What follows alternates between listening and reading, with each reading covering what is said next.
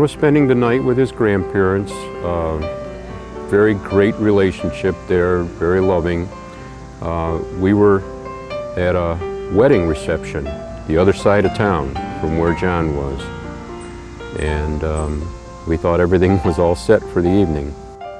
We got a call while we were at the reception asking us if John had been okay prior that day because something was wrong. He was not right. We were very concerned because that wasn't the John we left with his grandparents. And shortly thereafter we got a call saying that he had fallen. They couldn't even get him up and he's not responsive at all. And we said we were on our way immediately. When I went to stand him up, I didn't get the usual hug that I get, even when he is extremely tired. He fell right out of my arms. And my wife stood there with that panicked look on her face and said, "I'm calling 911.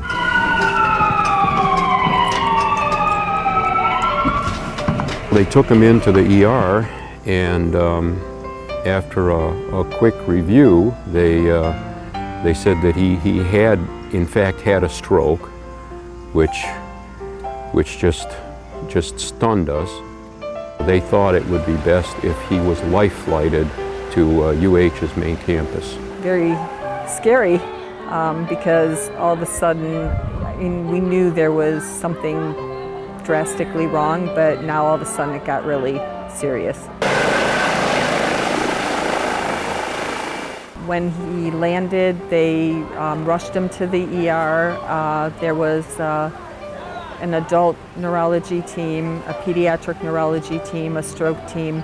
When you have a brain attack, you have a 4-hour window to initiate life-saving therapy. In this case, it was starting a drug called TPA, which is a clot buster, if you will. We had like a window of about 25 minutes from the time he hit the ground here to the time where he would have been too late to get his TPA. And the clot prevents blood flow. As a result, there's not enough oxygen and blood flow to that part of the brain, and it starts to get injured and to die. With a stroke that is significant enough as the one this patient had, death is a very strong possibility. Once we got to UH's main campus, we were surrounded by people who had that sense of urgency that they needed to do everything they could to make something succeed here. Coordination with multiple services, including the brain attack service, adult and pediatric neurology, interventional radiology, critical care. He was taken to the interventional radiology suite where a catheter was advanced into his middle cerebral artery and the clot was removed, which then reopened circulation to that area. By the next morning, he was able to stand under his own power, lift his right arm, shake hands, high five, and by that evening he was pretty much back to his normal self.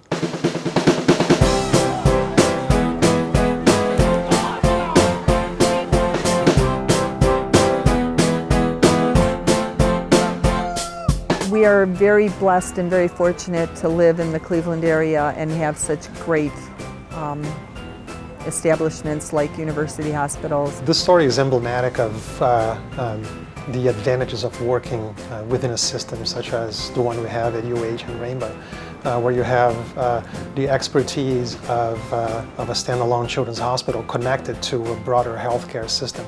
And you see parents from the depths of despair into understanding what's going on and seeing signs of hope to then seeing their loved one back, and that is possibly the most fulfilling part of this job.